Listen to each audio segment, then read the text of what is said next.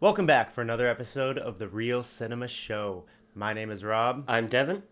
and on this show we talk about real cinema. We talk about movie trailers, movies we're gonna see, movies we saw. And speaking of movies we saw, let's get right into it Yes. with what we saw last weekend. Mm-hmm. We both saw the same movie, Mm-hmm. Heretic. Yes. Before I pass it off to you, I do want to mention that this movie was written and directed by Scott Beck and Brian Woods. Okay. Are you familiar with those guys? No, I'm not. So they're two besties, I think, Okay. but they always work together. They wrote the original A Quiet Place. Oh, really? Yeah. I thought that was John Krasinski who did it. Well, no. So they wrote the original screenplay. Oh, okay. John Krasinski, I believe, maybe have done a rewrite on it. Oh, okay. Yeah. But John Krasinski directed Oh, A gotcha. Quiet Place. So I wasn't familiar with this. When I did my out of the theater reaction, Mhm. I had no idea who these filmmakers were until I looked it up. Oh, okay. They also wrote The Boogeyman that came Okay. out last year that I really liked. Okay. But what they did direct, which I didn't see, but I think you might have seen it, 65. The Yes, I Adam did see Driver that one. sci-fi film. That one was nothing too special, unfortunately. Yeah, I heard. So, okay, so there's that. Now we Yes. know who these filmmakers are. What did you think of the movie? I thought it was a solid movie. Kind of different from what I anticipated from based off the trailers. All three leads, Hugh Grant, Sophie Thatcher, and Chloe East, all great. Yeah. Hugh Grant played this kind of, I've seen a few of these characters now, like in Speak No Evil, James McAvoy, and then there's another movie I can't remember who. Yep. Kind of similar where someone's playing this very two-faced guy. Yeah, like this person's a charismatic Yeah. villain that's able to lure in his prey, basically. Yeah. But with Hugh Grant, he never goes into like this full-on kind of, I guess, rage mode or like. He seems to always stay very composed in his way he goes about it. Yeah, he's a very like practical guy. Mm-hmm. If that makes sense. Yeah. This movie, I feel like, is a dissection of religion, it feels like. It analyzes different religions, religion in general. It asks a lot of big questions about religion and God Yeah. and people's beliefs in it. Even the most hardcore people, like the two women who are trying to, I believe, convert him to Catholicism. Yeah, the two missionaries that Yeah. were trying to, get him to join their church. Yeah. And then, like, at first you're like, oh, okay, maybe he's interested in learning about it. And then he's asking big questions about the history of religion, about, hey, this is, it's not a pretty history when you look back at it. Yeah. And making them think real hard about their religion and their beliefs. I thought it was very interesting. There's a scene you see in the trailers with two doors, belief, disbelief. And then just dissecting and using board games to compare different religions throughout history as well. I thought were pretty interesting how he went about making analogies about religion Yeah, throughout its histories. I think that is where this movie fired on all cylinders, was that breakdown of religion and the questions he was asking. This movie almost feels like it was one long conversation. Yeah. But they would just go into different rooms along the way. Yeah, because You there's know what I mean? very long scenes in this movie. I didn't even realize at first, but I was like, that very first scene where they all three are meeting together, I'm like, this is actually a really long scene all of a sudden, it felt like. Yeah, and I was on board with it. Like, from when they got to his house, I'm like, yeah, this could take place. This whole movie could be one conversation in this room, and I'd be satisfied because that's how well they. That's how well it's written, but that's how well it's acted as well. The two girls that play the missionaries. Yeah. Sophie Thatcher was one of them. Yes. I'm not too familiar with her. Have you seen her? Did in you anything? see Yellow Jackets? I did not. Okay. That's I think she was wearing she wore more black clothing, I believe. That's Sophie Thatcher, yeah. Okay, but the other one, Chloe East. Yeah. She plays like the more innocent. Yes. What's the word I'm looking for? innocence is a good word to describe when someone it, I think. believes that the sky is blue, like Yeah. No, innocence, I or think, not blue. fair It word. is blue. But you know what I'm saying. Doesn't right? have a big understanding of the world yet, kind of, I guess. Yeah, she's just it's just super innocent, Mm-hmm. and I thought she played it so well. Mm-hmm. And she was in a movie that I really liked a couple years ago, The Fablemans. Oh, yeah. She plays his love interest in that movie, the religious one. Wow. Okay. Yeah. So when I found that out, I was like, oh, this makes sense. Like, because that scene in The Fablemans Yeah. was almost like she stole the show. Yeah. And it's hard to act opposite of someone like Hugh Grant. Mm-hmm. But at times, she was kind of stealing the show for me at Yeah. least. So I think that she's going to be someone that we're going to be looking out for in the future for sure. Yeah, they both had great monologues in different scenes throughout. Yeah. Where Hugh Grant would go on this whole big spiel, and then one of the either Sophie or Chloe would kind of counteract with another big monologue about, Yeah. look at this, and you go, okay, yeah, she's raising some good points as well. Yeah. I thought it was pretty solid all around. From honestly, this movie, like we were talking about how it's just kind of long scenes at times.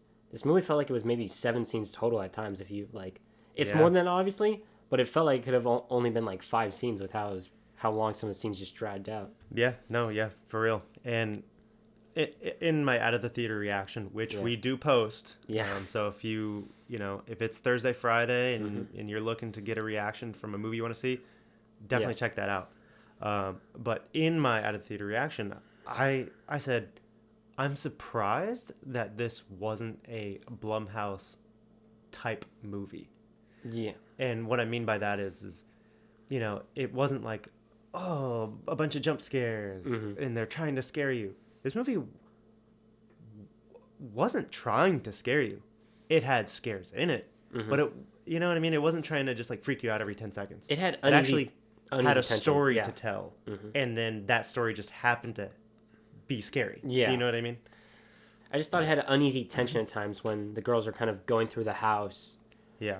Oh, and for sure. He mentions his wife multiple times. Yeah. And they're all putting it together about, Yep. Maybe we shouldn't be here, really. Yeah. And it was a solid movie, I thought. And usually in horror movies, the main characters are dumb. Yeah. I thought that the two girls, I thought they were pretty smart. Like, yeah, in times when you're watching a movie, you're like, oh my God, run, don't split up, do the other thing. Yeah. I felt like all of their ideas were the right ideas. You know what I mean? Yeah, they didn't have many choices to begin with, but they were playing it as good as they could with the hand they were dealt, I thought. So yeah, definitely didn't. It weren't like, I wasn't like, oh my God, why are you doing this? Like, come on, it's so simple what you should be doing right now. Yeah. And this movie is, it's witty, it's clever. I don't know how clever the movie is if you analyze it with a microscope, but, I turn off my brain and I let the movie just give me a ride. Yeah. And it was clever on that level. So, yeah, I mean, I really like this movie. I did too. I thought it was a solid movie all around for what it was. All right, so what are you rating it? I'd give it an 8.1 out of 10. All right. Yeah. All right. Yeah, I give it an 8, maybe anywhere between 8 and 8.5. Oh, okay. Nice. Yeah, I really liked Heretic. All right. Yeah. Great. Surprise. All right. So we just wrapped up our weekend recap, and we are now moving into trailers of the week. Okay. The trailers that came out the previous week, obviously. You know how this show goes. You've been watching, guys. A post-apocalyptic. Oh, jeez, I knew this was gonna happen. A post-apocalyptic story about a rich family living in a salt mine converted into a luxurious home. The earth around them has apparently been destroyed, but their son has never seen the outside world. As a young girl appears at the entrance of the bunker, the balance of the family is threatened. This movie is called The End. It's releasing December 6th. What did you think of this trailer? I thought the trailer was okay. Unique, different kind of concept where it's apocalypse. I mean, end of the world, and that part's not new, but in an ice cave, basically, right? Yeah. I was like trying to figure out like what are they in, and then I was then rewatched the trailer once because I was like, okay, what am I watching? And it was kind of the musical aspect didn't really do much for me in this trailer too. Like, I feel like I've become more open to the idea of watching more musicals now if they're done in a way where it doesn't feel forced, if that makes sense. Okay. Like in certain movies, like I haven't seen this movie, but Andrew Garfield did a movie a few years ago called, I think, Tick Tick Boom. And that movie, like, he's playing a guy who's in theater and everything, but the way it's done doesn't feel like it's forced. And this movie feels like we're just singing now because it feels like. Interesting. And I'm just like, I just don't think I care that much for this movie. But a movie that's later down our list, Amelia Perez. Yeah. Where does the music fit in with that story either? See, I don't know because every trailer I've watched for that movie, it's like a completely different movie almost because it's blending three very different genres. Yeah. And I'm interested to see how they do it because if you watch one trailer, you're going, oh, this is a cartel movie. If you watch another trailer, oh, it's a kind of musical. Like, Yeah. you really don't know how much of each aspect you're getting in that movie. So that movie, it's kind of like you just really kind of going in still blind in a sense. This, it feels like it's just a straight kind of musical with an apocalypse theme that's kind of not for me. I mean, it's got a decent cast, but I don't think I'm going to check out this one off what I saw. Okay, yeah. I mean, I thought it was very strange. It's just like bizarre. Like, okay, it's the end of the world, and then we're singing and dancing in this cave. Huh? Yeah, I guess they're trying to hold out hope. I would say that, maybe, I don't know, maybe we're getting the wrong idea, and maybe that there is a point to all this. We just don't know it yet. But the movie does seem ambitious. Like, it looks like it's made really well. Yeah. The film is distributed by Neon, who's been on a hot streak recently. And then their most recent film, Honora, just came out, which is amazing. So I kind of trust that Neon, took this under its wing and is going to release it. The movie does have all the right pieces in terms of cast. Like, the cast is stacked. Yeah. Tilda Swinton, Michael Shannon. The list goes on. Yeah, Michael Shannon's one of my favorite actors. Yeah, he's a great actor. Yeah, so, I'm excited to see why he chose to be in this movie. Maybe the script was really good. Yeah. Yeah. So are you seeing it? I would not off this trailer. No, I don't think I will. Also, it's only got a 58% Rotten Tomatoes from 40 reviews. So interesting. Obviously not opening a great reception. Mixed at so far at best, I would say. Yeah. What about you? Do you think you're going to see this one? To be determined. I don't know yet. Up in the air. We'll see. Simba, having become king of the Pride Lands, is determined for his cub to follow in his paw prints, while the origins of his late father Mufasa are explored. Yeah. Did I say that right? Mufasa? You're killing me at the beginning there. Sorry. I think you said it right. As good as can be. Okay, good. I'm talking about the movie Mufasa, the Lion King prequel / sequel. Yeah, it's kind of both, it says. Yeah, releasing December 20th. What are your thoughts? Funny enough, this one's also actually labeled a musical because I forgot the original's apparently a musical or something like that. What do you mean apparently? You've never seen the original Lion King? No, it's been a very long time. I've seen the Lion King. I forgot it's a musical. Matata. I forget the entire thing's like a musical. What a wonderful phrase. Like, what? It just works in a kid's movie. I forgot it's a musical. Like, yeah. So I was like, oh, okay, that's interesting. Because this one, like a lot of trailers these days aren't giving away if the movie's a musical in some trailers. Like, I didn't see it, but Mean Girls, that was a musical. Both of them originally. I did not even know that. And people are like, wow, these are musicals? I'm pretty sure the trailer is like, boom, a musical. Maybe not. No, I don't know. not in the trailer. Anyway, no. This trailer I thought was fine. I think the second trailer they put out was a better trailer. Yeah. Directed by Barry Jenkins, who I didn't know won Best Picture for Moonlight and also won Best Screenplay co-wrote. So pretty promising director. Yeah. CGI looks fantastic. Definitely gotta see this one when it comes out. Did you see the last Lion King, the newer animated film? I did not. I need to see that before this because that looks so good too.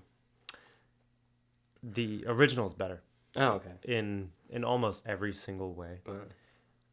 I actually didn't really enjoy the last one. Really? Yeah. It just felt like plain, felt like vanilla. It felt like plain white bread. Is it just plain? Did it just make all the money from the effects, or? Yeah, it's because The Lion King. That's a successful household name. Yeah. And parents brought their kids to see it. But I don't want to hate on all the A-list actors that they cast in this movie because all of these people I do like in other projects. Yeah. But these people aren't voice actors. They're actors. They're actors. Yeah. And they don't have that sort of vocal ability to make these characters come to life as much as that original film did. Okay. And I'm always going to compare the animated original film to this. Yeah. It's impossible to separate them, and that original film is one of the best films ever made, in my opinion. Wow. So yeah, if I do see this, it's because of Barry Jenkins. Moonlight was one of the best films of that year. I think maybe the best film of that year. And then he also did a movie called If Beale Street Could Talk. Okay. Which was another really good movie. So when he makes a movie, he knocks it out of the park. I'm assuming this is gonna be no different, but yeah, still. If I'm not gonna see it. I'm gonna pass. Okay. Wow. But maybe I'll change my mind because of Barry Jenkins. I also thought Zazu in this trailer was pretty funny. The little bird, where I forget what the lion's name is. The female lion is like, "Don't eat my scout. I need my scout." I thought he was the funny in this movie trailer. So I'm looking forward to it. I need to see the first, the redone one in 2019. Yeah. Cool. Yeah. Sam Wilson, who's officially taken up the mantle of Captain America, finds himself in the middle of an international incident. That's Captain America: Brave New World, releasing February 14th, Valentine's Day. So you can bring the love of your life to seeing Brave New World. What did you think of the trailer? Yeah, it's a perfect movie for that. I thought this was a great trailer. I thought both of the trailers for these movies have been great. I love the way they're done and edited. I don't feel like they've been generic Marvel trailers like in the past. Yeah. I feel like they've been trying to be really serious. It looks like a great political / paranoid thriller. I'm pretty sure they're trying to go for that Winter Soldier feeling again. Red Hulk's in this. Harrison Ford now playing the role of Thaddeus Ross from William Hurt. Really good. They did some reshoots on this movie too. Giancarlo Esposito, that's how you say his name, right? He got added to this movie during reshoots. Yeah, because I think the rumors was that the action wasn't blowing them away and they didn't like the test screenings. So that's why they did some of the reshoots. And this movie also got delayed like 2 times. It's supposed to come out in this year in May and again in July of this year. So they bumped it back, worked on it. Looks like they took their time and want to make a great movie. I think they have one in their hands by the looks of it. Yeah, this trailer's awesome. I think it's one of the best Marvel trailers I've seen in years. Yeah. They really didn't cut this to be like you said, that generic cliche Marvel type trailer. I didn't think I was going to say this, but I'm excited to see this movie. I'm fully on board. I'm seeing it 100%. Yeah. This looks pretty good. I'm excited for this one. This looks great. An espionage thriller. Yeah. That takes itself serious, it looks like. Yeah, 100%. Yeah. No, I'm excited for this one. Yeah. And we'll finally get the explanation of the hand in Eternals. Yeah, like they're finally going to bring that up in this world. I think this movie and Thunderbolts, the one we're about to talk about, are connected because in this one, I believe what I've read many times is there's a material in that hand called adamantium or something like that, and everyone wants it because it's vibranium. Okay. So that's I think why everyone's going to war over that hand in the ocean. Okay. Everyone wants to get it. So I think that's part of what the whole war is going to be about. And Red Hulk, like I said, that looks like it's going to be pretty cool too. That face off as well. Yeah. Yeah, I'm excited. A group of supervillains are recruited to go on missions for the government. Another Marvel movie. Yes. Thunderbolts. Asterix. Releasing May 2nd next year. What'd you think of the Thunderbolts trailer? Another great Marvel trailer. I love, again, what were you saying? I was going to say, this isn't really a trailer. It's kind of like an extended first look cut into a trailer. Yeah, because I think they said that in. I don't know if it says it in the actual clip, but I think it says first look. Oh, okay. Or yeah, because at first I actually forgot I was watching a trailer. Yeah. Because it just shows you almost one scene. Yeah. And I was like, oh my god, this scene's great. David Harbour looks like he's gonna steal every single scene he's in this movie. Yes, he looks like he's having a great time. It's the best. He's getting that fat Marvel Disney paycheck. And he gets to play this Russian dude that's completely ridiculous. I bet he had a ton of fun playing this character in this movie. You haven't seen the Black Widow movie, have you? I have not seen Black Widow. That's where his character first appeared. He's great in that as well. Yelena steals the movie more in that one. Okay. But he's great in this one as well. That opening scene is just awesome. Yeah. This movie, trailer finally answers the question of who bought the Avengers Tower, which is played Val, Julia Louis-Dreyfus, if I didn't butcher her name. Okay.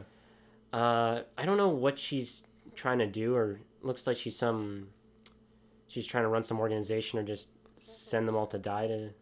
Yeah, I don't. It's exactly. A lot of speculation. This trailer, it does a good job of showing you a lot, but not telling you anything really, I thought. Yeah. And then Bob. You remember Bob in this trailer? Yes. So I looked him up. He's supposed to be playing Sentry. Are you familiar with that character? Oh, yes. Yeah. He's like basically Superman, right? Like he's invincible. Yeah, he's basically Marvel's Superman. Got all the powers, but he also has a dark side called the Void.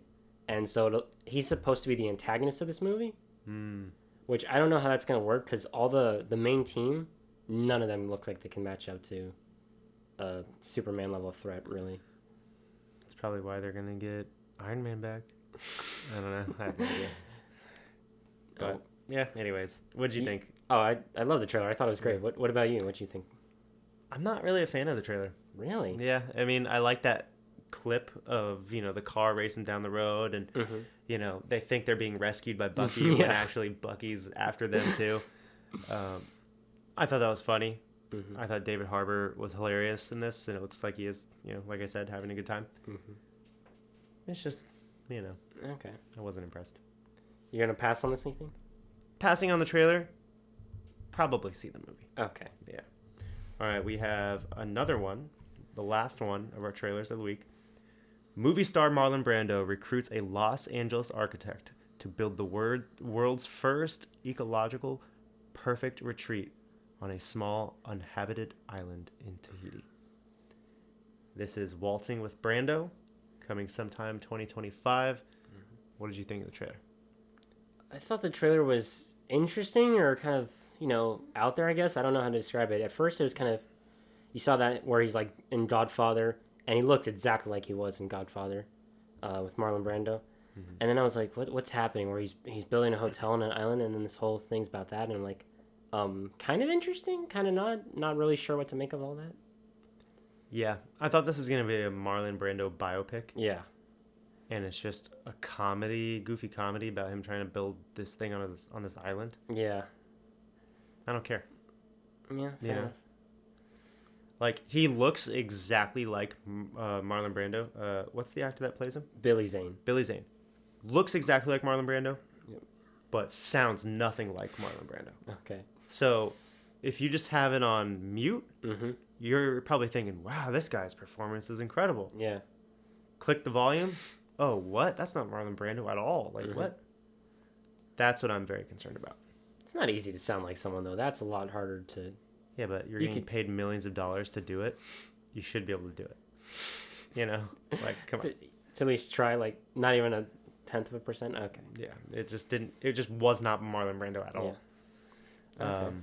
So, yeah, pass. I think I'm leaning towards pass more than anything. Like, it almost has my interest a little bit because it sounds so ridiculous. Yeah. But I'd lean towards pass right now, I think, as well. Yeah. All right, that is it for our trailers of the week. Now we are going on to opening this week. Yes. Mopening. Movies opening. Mopening. It's a new abbreviation. It's a conjoined word here. Conjoined? Okay. After, I don't know. After Santa Claus is kidnapped, the North Pole's head of security must team up with the world's most infamous bounty hunter in a globe-trotting, action-packed mission to save Christmas. Talking about the best movie of the year, Red One. Devin, are you seeing Red One this weekend? I am so excited to see absolute garbage this weekend. Nice. This movie has a budget of $250 million. Did you know that? No. Am I surprised? No.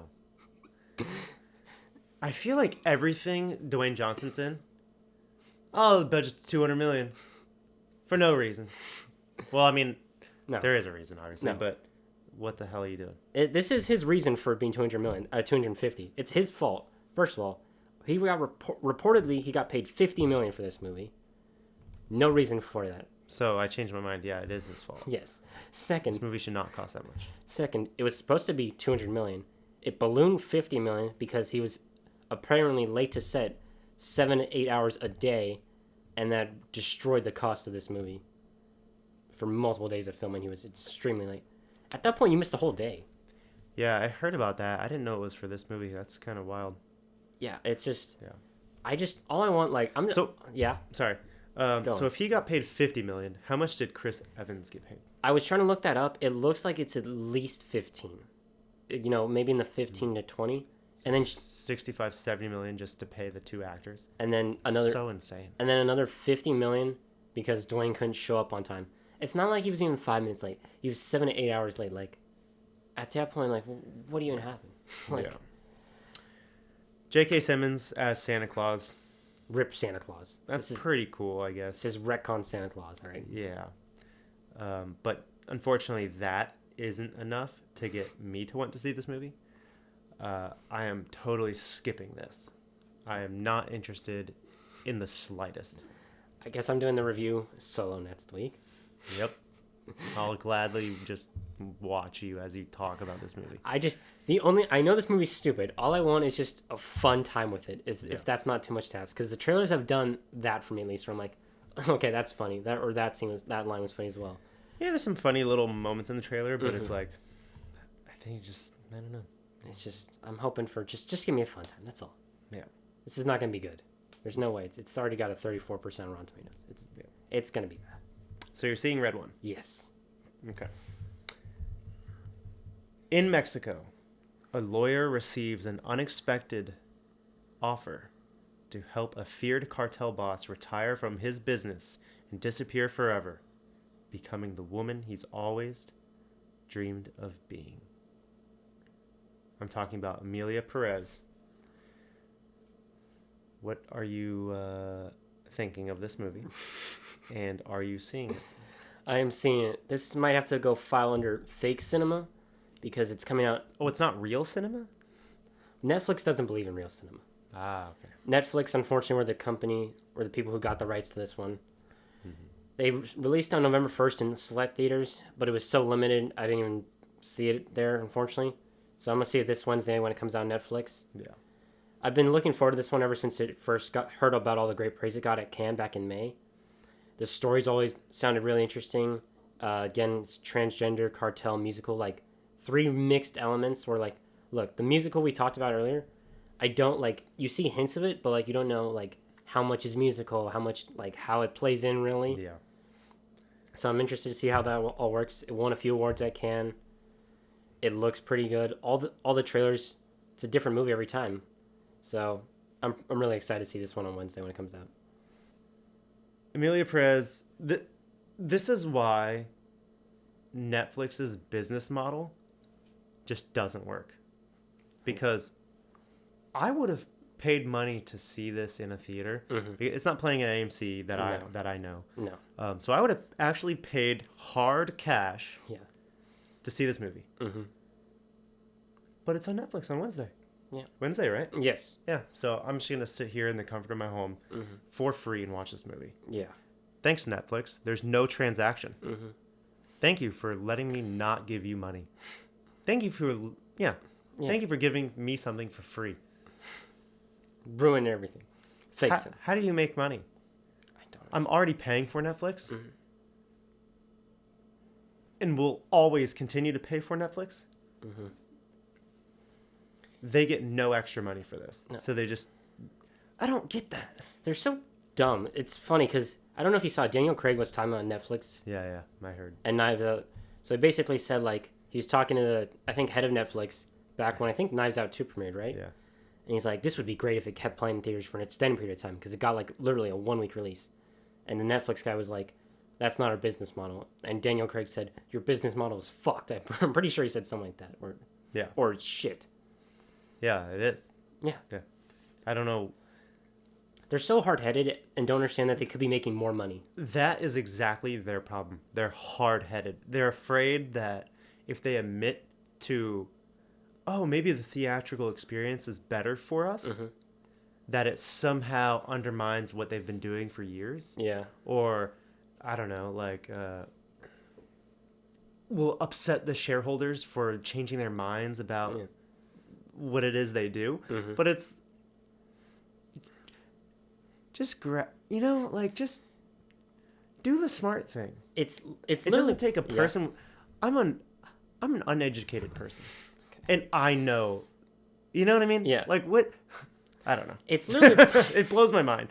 It's literally a proven fact. When you premiere it first in theaters and give it some run, it then does better on your platform. Oh, more word of mouth going. Oh, it's great. Oh, let me get Netflix now that if I don't have it for some people. Yep. Oh, but now you just throw it right on Netflix and you barely released in any theaters. You could have spent a little more money promoting it and putting it in theaters everywhere. Yep. Theaters are dying for good movies and movies in general. And this one's been really reviewed really well. Selena Gomez is in it. Zoe Saldana as well. Like, think of all the Selena Gomez fans that would go to see this movie just because she's in this movie. Very true. Right? Like, Absolutely. And you just pissed that money away. Completely. Well, you never even had the money anyways because you didn't put it in theaters. So I guess you said you didn't.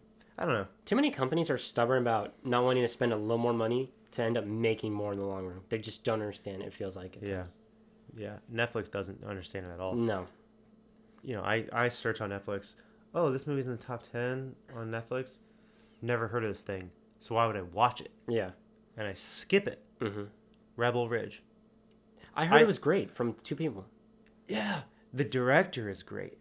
I've seen his other two movies. Yeah. But it's like, I didn't even know that guy directed this movie. Oh, okay. This movie just appeared out of nowhere, out of thin air. Just boom, this movie appeared. And because it just appeared, and now that was a few weeks ago, maybe a month or two ago now. Yeah. Now it's like in the backlog of a bunch of other stuff that they released. So it's like, oh, now what do I watch? Do I go and watch that, or do I watch the new Netflix thing? And it just gets lost, amongst everything else that they have going on over there. Yeah, because they pump out like a new series every 2 days, it feels like. Yeah. That's what really sucks. Because I remember seeing something on Netflix where someone was saying, if a series on Netflix doesn't get great attention within the first 48 to 72 hours of it being released, it's dead, buried, and will never have a chance to succeed or get a second season or anything. Yeah. That's the problem with Netflix's model. Yeah. And that's why we support real cinema. Right? That's why we are real cinema. Exactly.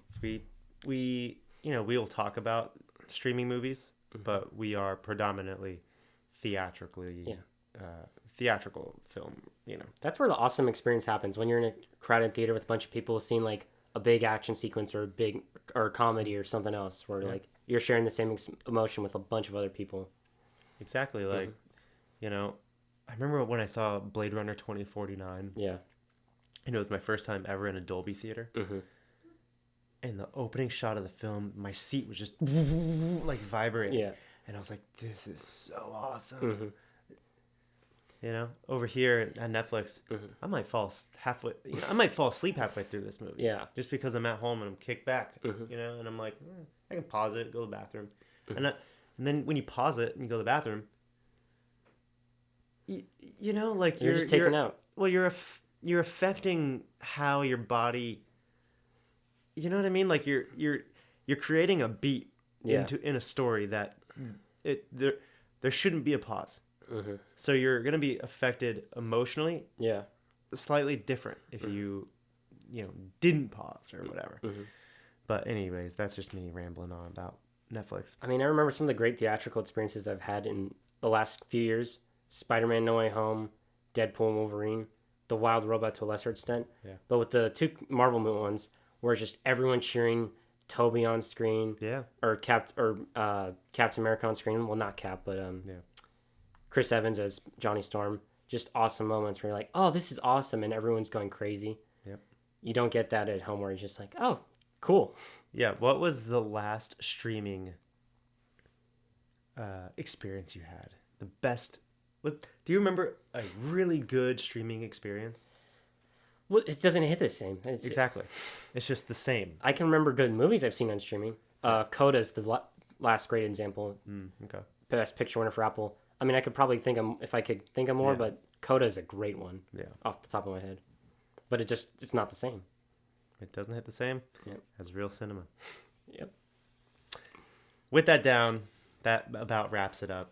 Absolutely. We do out of theater reactions for every movie we see. Yep. So keep an eye out for my red one reaction. Yes. And then maybe I'll do like an Amelia Perez out of my bedroom reaction. Yeah. And so yeah, keep an eye out for that. Also subscribe, like, please share with people because we're not getting a lot of views right now, and that would help us out a lot. So thank you.